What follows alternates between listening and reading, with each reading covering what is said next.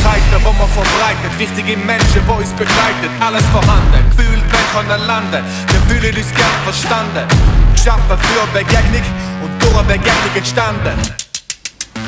Gebet stellt eine Verbindung her, wie wenn ich beim Vater im Himmel wär. Klopfe da, komm klopfe da, schicke dir eine Nachricht, dann lass sie an.